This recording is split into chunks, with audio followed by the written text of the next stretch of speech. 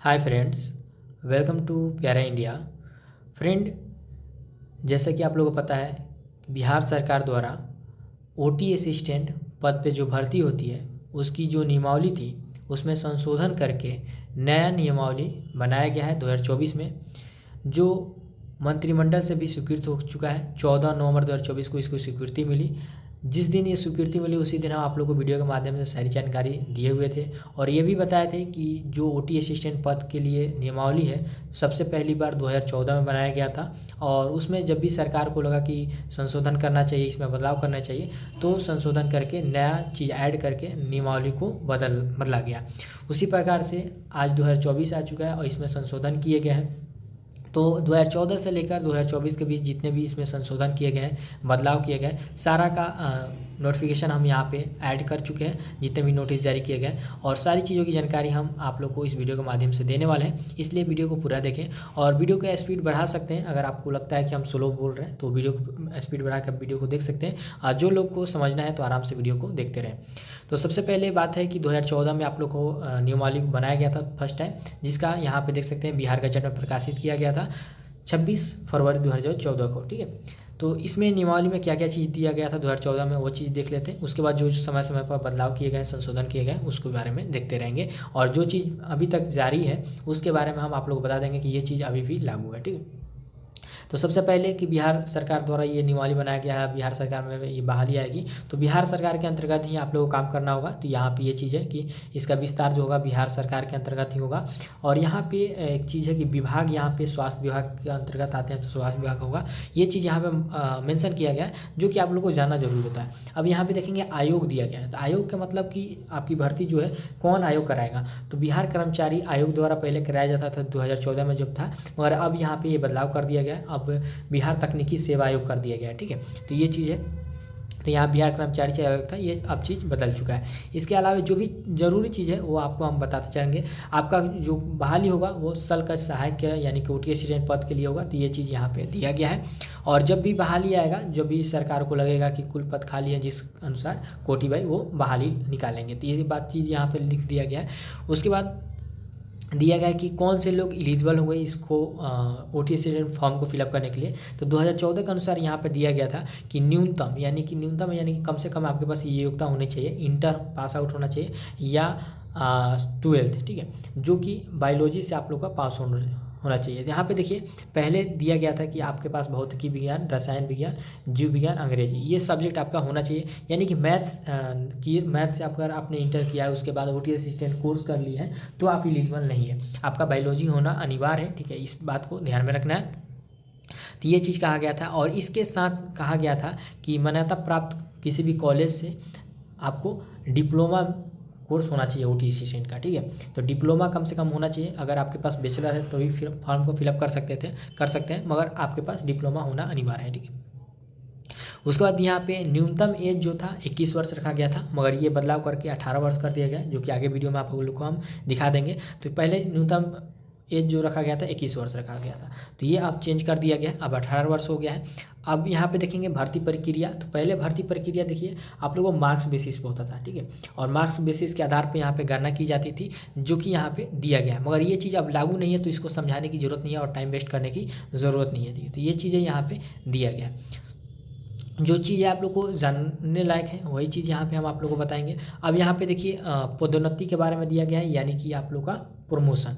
तो प्रमोशन किस तरह से पहले होता था, तो यहाँ पे 4 प्रमोशन आप लोग को मिलते थे अगर बहाली होता था, उसके बाद 3 प्रमोशन होते थे, मगर ये भी चीज़ अब बदलाव कर दिए गए तो इसको भी जानने की जरूरत नहीं है। नया जो प्रमोशन नियम है वो चीज़ आप लोग को दिखाएंगे, मगर यहाँ पे एक बार बता देते हैं कि किस तरह से पहले प्रमोशन होता था किस किस पोस्ट पर। तो देखिए सबसे पहले आप लोग ओटी असिस्टेंट पद पर अगर बहाल होते थे, उसके बाद आप सीनियर ओटी असिस्टेंट प्रमोशन करके बनते थे, फिर आप लोग का प्रमोशन होकर ओटी सुपरवाइजर बनता था और फिर थर्ड जो प्रमोशन होता था आपको सीनियर ओटी सुपरवाइजर। तो इस प्रकार से आप लोग का प्रमोशन होता था 2014 के अनुसार जिन लोग का बहाली किया गया है। ठीक है, मगर अब इसमें बदलाव कर दिया गया। अब देखिए 2019 में अब चेंज हुआ, 2019 में बदलाव किया गया और इसका प्रकाशन 2020 में किया गया, बिहार गजट में इसका प्रकाशन 2020 में किया गया। तो इस नियमावली में देखेंगे जो चीज़ें बदलाव किए गए हैं उसको हम छोड़ देंगे। अब देखिए विभाग आयोग यहाँ पे देख सकते हैं बिहार तकनीकी सेवा आयोग हो गया है, ये चीज़ हम आप लोगों को बताएं, ये चीज़ चेंज कर दिया गया 2019 में। इसके बाद यहाँ पे देखेंगे सारा चीज़ सेम है। जैसा कि आप देख सकते हैं कि योग्यता में दिया गया इंटरमीडिएट होना चाहिए जीव विज्ञान के साथ, यानी कि बायोलॉजी आपका होना चाहिए, और आप डिप्लोमा कोर्स या बैचलर कोर्स किए हैं तो आप लोग फॉर्म को फिलअप कर सकते हैं। तो 2014 में सिर्फ डिप्लोमा वाले बच्चे एलिजिबल थे, मगर आप देखिए यहाँ पे बैचलर वाले बच्चे भी यहाँ पे एलिजिबल हैं। मेंशन कर दिया गया कि अगर आपने डायरेक्ट डिप्लोमा किया है तो भी फॉर्म को फिलअप कर सकते हैं, या डायरेक्ट आप बैचलर कोर्स किए हैं तभी फॉर्म को फिलअप कर सकते हैं। पहले ये नियम नहीं है कि आपने पहले डिप्लोमा किया फिर उसके बाद बैचलर किया है तभी आप एलिजिबल हैं। कम से कम आपको डिप्लोमा करना अनिवार्य है, ऐसा नहीं है। अगर डायरेक्ट आपने बैचलर कोर्स किया तो भी फॉर्म फिलअप करेंगे, डिप्लोमा वाला अगर डायरेक्ट किया है उसके बाद बैचलर भी किया है तो भी फॉर्म को फिलअप करेंगे। तो ये चीज़ यहाँ पे है, तो आप लोग को अब डाउट नहीं होना चाहिए। उसके बाद फिर से यहाँ पे देखिए ये चीज़ यहाँ पे न्यूनतम एज जो है 18 वर्ष कर दिया गया, और इसकी गणना जो है जिस साल बहाली आएगी उसके 1 अगस्त से किया जाएगा। ये चीज़ यहाँ पे मेंशन किया गया। तो पहले जो एज था वो चेंज कर दिया गया, पहले 21 साल था, अब 18 वर्ष कर दिया गया, और यही चीज़ अभी भी लागू है, यानी कि 18 वर्ष आप लोग का एज होना चाहिए तभी फॉर्म को फिलअप कर सकते हैं न्यूनतम। और अधिकतम यहाँ पे बहुत से बच्चे पूछते हैं कि अधिकतम कितना एज होना चाहिए, तो अधिकतम देखिए जिस प्रकार से सरकार निर्धारित की है 30 साल 35 साल जो भी पोस्ट के लिए, उस प्रकार जब बहाली आएगा उसी के अनुसार आप लोग को मिलेगा। यहाँ पे अभी मेंशन नहीं किया गया, देख सकते हैं कहा दिया गया है कि जो अधिकतम उम्र सीमा है वो सरकार द्वारा जो आरक्षण कोटि के अंतर्गत आता है उस प्रकार से आप लोग को बहाली के समय नोटिफिकेशन में दिया जाएगा। अब देखिए भर्ती प्रक्रिया में जो चीज़ें हैं इसी प्रकार से था, ठीक है। यहाँ पे मार्क्स बेसिस था, तो ये भी अभी बदलाव कर देंगे, तो इसको भी जानना जरूरी नहीं है। जो चीज़ें अभी नहीं है उसको जानना जरूरी नहीं है, ठीक है। उसका फार्मूला था। मगर एक चीज़ यहाँ पे देख सकते हैं प्रमोशन वाला नियम, देखिए यहाँ पे फिर से 2019 में बदलाव कर दिया गया,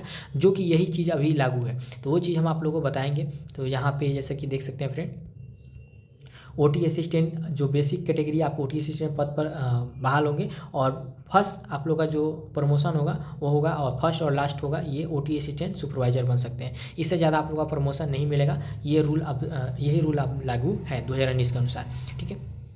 अब देखिए 2022 में ये नियमावली फिर जारी किया गया, देख सकते हैं 2022 में प्रकाशित किया गया बिहार गजट के द्वारा। और बिहार 2022 में इसलिए प्रकाशित किया गया कि 2022 में आप लोगों को बहाली आया था, तो इसमें कोई खास बदलाव नहीं किए गए। सारा चीज़ जो है और सेम चीज़ है जो पहले हम आप लोगों को 2019 में बताएं, वही सारा चीज़ यहाँ पे मेंशन किया गया, ठीक है। इसमें कोई चीज़ यहाँ पे खास बदलाव नहीं है। अब आता है 2024, तो जैसे कि देख सकते हैं 2024 18 नवंबर यानी कि कल के दिन यह प्रकाशित किया गया है, और ये 15 नवंबर यानी कि 14 नवंबर हम आप बोले हैं कि 14 नवंबर को स्वीकृति मिला, तो यहाँ 15 नवंबर दिया गया है। तो प्रकाशित किया गया 18 नवंबर को, और यहाँ पे देखिए जो भी चीज़ें अब लागू है वो सारा चीज़ बताते चलते हैं। देखिए सारा चीज़ सेम चीज़ है, यहाँ पे बिहार सरकार में विस्तार होगा, और उसके बाद न्यूनतम एज यहाँ पे देख सकते हैं 18 वर्ष है, जिसकी गणना 1 अगस्त से की जाएगी। ये सारा चीज़ है। अधिकतम वर्ष के लिए वही बात कहा गया है कि जो सरकार द्वारा समय समय पर आरक्षण कोटिवार निर्धारित किया जाएगा वही आप लोग का अधिकतम एज रखा जाएगा, यहाँ पे मेंशन नहीं किया गया है, ठीक है। मेनली जो 2024 में बदलाव किए गए हैं वो है आपका चयन प्रक्रिया यानी भर्ती प्रक्रिया। सारा चीज़ सेम एटीज है 2019 के अनुसार, सिर्फ वहाँ पे भर्ती प्रक्रिया में अभी एग्ज़ाम ला दिया गया, ठीक है। पहले जो मार्क्स बेसिस पे आप लोग का होता था, अब यहाँ पे एग्ज़ाम बेस ला दिया गया। आप लोग का एग्ज़ाम देना होगा, और एग्ज़ाम जो है आप लोग का ज़्यादा चांस है कि कंप्यूटर बेस होगा, CBT आप लोग का टेस्ट होगा, जिसमें किस तरह से एग्ज़ाम लिया जाएगा देख सकते हैं कि 75 नंबर का आप लोग का एग्ज़ाम देना होगा, और 25 नंबर जो है आप लोग का कार एक्सपीरियंस यानी कि एक्सपीरियंस के आधार पर नंबर मिलेंगे, और उसके बाद टोटल 100 नंबर होता है और भर्ती की जाएगी। तो यहाँ पे पूरा चीज़ को समझना जरूरी होता है। देखिए लिखित परीक्षा जो 75 नंबर का होगा, तो ये आपके सिलेबस के अकॉर्डिंग होगा, जो आपने डिप्लोमा कोर्स ओटी असिस्टेंट किए हैं उसके सिलेबस से आप लोगों को क्वेश्चन पूछा जाएगा। तो अब इसमें 75 में हो सकता है कि जनरल क्वेश्चन भी कुछ दिए जाए, इंग्लिश से भी क्वेश्चन है, मगर ज़्यादातर चांस है कि आप लोग का ज़्यादा वेटेज जो है आप लोग का सिलेबस के अकॉर्डिंग होगा। उसके बाद जो बच्चे इस एग्ज़ाम में पास आउट हो जाएंगे, जो 75 नंबर का अंक है, इसमें जो बच्चे पास आउट होंगे उनको कार्य अनुभव का एक्सपीरियंस देना होगा, जो जिनके पास एक्सपीरियंस होगा। और एक्सपीरियंस किस प्रकार से मांगा गया, तो यहाँ पे देख सकते हैं कि राज्य सरकार के अंतर्गत जो सरकारी अस्पताल हैं, संस्थान हैं या गैर निजी, उन सभी चीज़ों अगर अस्पतालों में अगर काम किए हैं, संविधान पर सरकार द्वारा जो संविधान जारी किया जाता है उससे अगर काम किए हैं, तो 1 साल के लिए आपको 5 अंक मिलेगा, और अधिकतम 5 वर्ष के लिए 25 अंक दिए जाएंगे। इससे ज़्यादा आपके पास अगर 10 साल का भी एक्सपीरियंस होगा तो उसका मान्य नहीं होगा, सिर्फ 5 साल का ही मान होगा, 5 साल से 25 अंक मिलेंगे।